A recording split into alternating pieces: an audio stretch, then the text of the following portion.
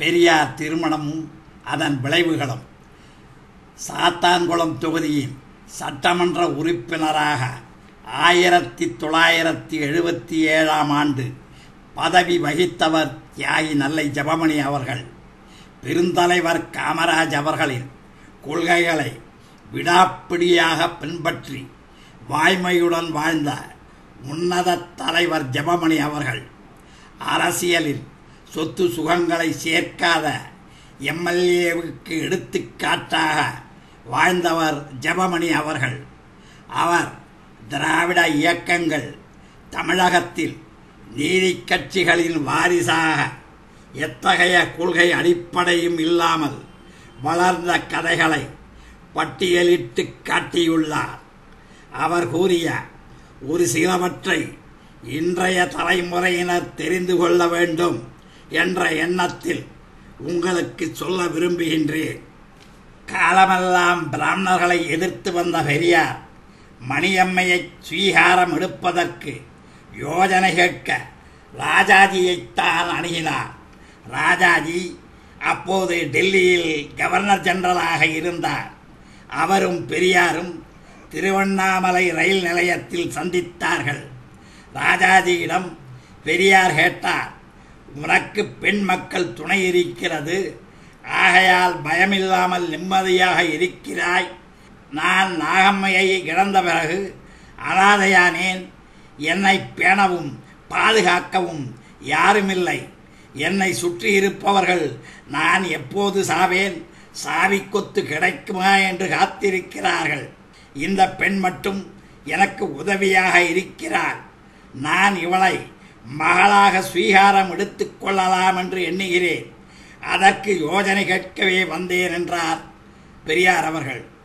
ராஜாஜி பெரியாரை நண்பர் என்றுதான் அழைப்பார். பெரியார் பிராமணர்களை பற்றி பேசியதையெல்லாம் பொருட்படுத்தாத காரணத்தால் ராஜாஜி நல்ல யோஜனை சொன்னார். மணியம்மையை மகளாக ஸ்வீகாரம் எடுத்தால், யாராவது திருமணம் செய்து கொண்டால் என்ன செய்வீர்? மகளாக ஸ்வீகாரம் எடுப்பதை விட மனைவியாக மணந்து கொண்டால் சாகும் வரைக்கும் உமக்கு துணையாக இருப்பார் என்று சொன்னார். பெரியார் அதற்கு சம்மதித்தார். அதுவே சரியென்றும் பட்டது. மணியம்மையும் பெரியாருக்கு மகளானாலும் மனைவியானாலும் எனக்கு கவலை இல்லை. என் பணி அவருக்கு உதவி புரிவதுதான் என்று சொன்னார். பெரியார் மணியம்மையின் திருமணம் ஜூலை 1948 ஆண்டு நடைபெற்றது.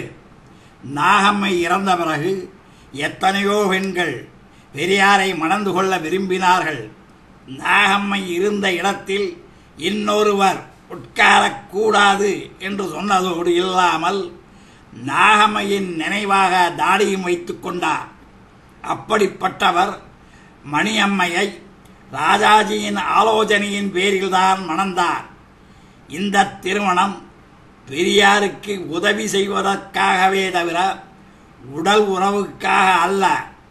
திருமணமும் தியாகராய நகரில் உள்ள ஒரு பிராமணர் வீட்டில்தான் நடந்தது.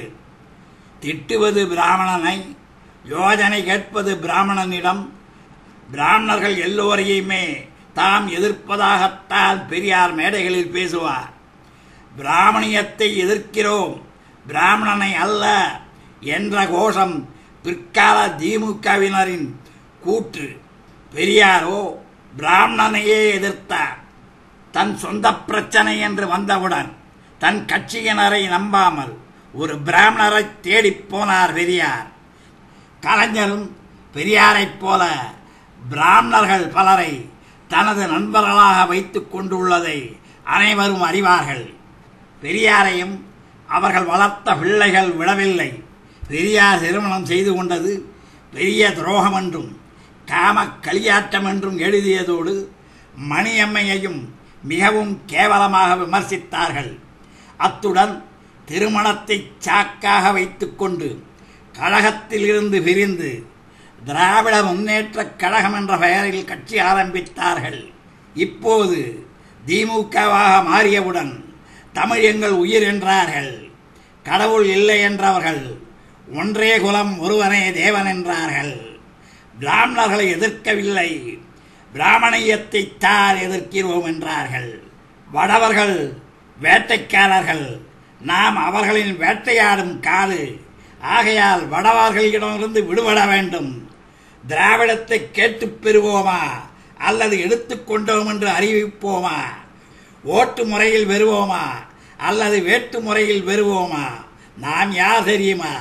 சேர சோழ பாண்டியர்கள் பரம்பரை, இமயத்தில் ஒளிபதித்தவர்கள், கடாரம் வென்றவர்கள், ஈழத்தை ஆண்டவர்கள், இமயத்தில் கல் உடைத்து கனக விசயன் தலையில் ஏற்றிக்கொண்டு வந்து கண்ணகிக்கு சிலை எடுத்தவர்கள். நாம் திராவிடர்கள் என்றெல்லாம் பேச ஆரம்பித்தார்கள். இவர்கள் மக்களை திசை திருப்ப இப்படி பேசினார்கள். அடைந்தால் திராவிட நாடு, இல்லையேல் சுடுகாடு என்று வீராவேசம் பொங்க பேசினார்கள். அண்ணா அவர்களே, ஆணையிடுங்கள், நேருவின் தலையிலே கல்லேற்றிக் கொண்டு வருவோம் என்றெல்லாம் பேசினார்கள். இன்று அவர்கள்தான் நேருவின் பரம்பரையினர். தங்கள் மீது மலையையே ஏற்றினாலும் சுமந்து சென்று அதற்காக ஏதாவது கூலி கிடைக்காதா என்று எதிர்பார்த்து கைகட்டி வாய்வுத்தி நிற்கிறார்கள். என்னே இவர்களது வீரம்! எப்படி இவர்கள் வீரத்தை புகழ்வது? திராவிடத்தை பெறுவதற்காகவோ தமிழை காப்பாற்றுவதற்காகவோ அப்படி பேசவில்லை. பெரியாரை விட்டு பிரிந்தபின் அரசியலில் ஈடுபட்டு தேர்தலில் கலந்து ஓட்டு பெறுவதற்காகத்தான் தங்கள் உயிர் மூச்சாகிய கொள்கைகளை எல்லாம் காற்றிலே பறக்க விட்டார்கள். தமிழை யார் காப்பது? தமிழுக்கு என்ன ஆபத்து வந்தது? தமிழ் நம்மை காக்கும், நாம் தமிழை காக்க வேண்டாம். நாயன்மார்களும் சித்தர்களும் ஆழ்வார்களும் ஆச்சாரியார்களும் ஆண்டாளும் அருணகிரிநாதரும் தாயுமானவரும் சுந்தரரும் மாணிக்க வாசகரும் திருஞான சம்பந்தரும் அப்பரும் ஜோதிராமலிங்கமும் மற்றுமுள்ள சமய குறவர்களும் வள்ளுவரும் ஔவையும் கம்பரும் இளங்கோவடிகளும் பாரதியும் ஊவே சாமிநாத ஐயரும் சுந்தரம் பிள்ளையும் தமிழை காத்தவர்கள் மட்டுமல்ல, அந்த தெய்வ தமிழ் மொழியால் தங்களை மனிதராக்கிக் கொண்டவர்கள். பெரியார் கடவுள் நம்பிக்கையில் எவ்வளவு பற்று கொண்டிருந்தார் என்பதை விளக்கி டெக்கான் கிரானிக்கல் பத்திரிகை தனது 22/7/2009 இதழில் பிரசரித்துள்ள செய்தியினையும் உங்களுக்கு சொல்ல விரும்புகின்றேன். கோவை சர்வஜனா பள்ளி பீளமேடு PSG நிர்வாகத்தின் கட்டுப்பாட்டில் உள்ளது.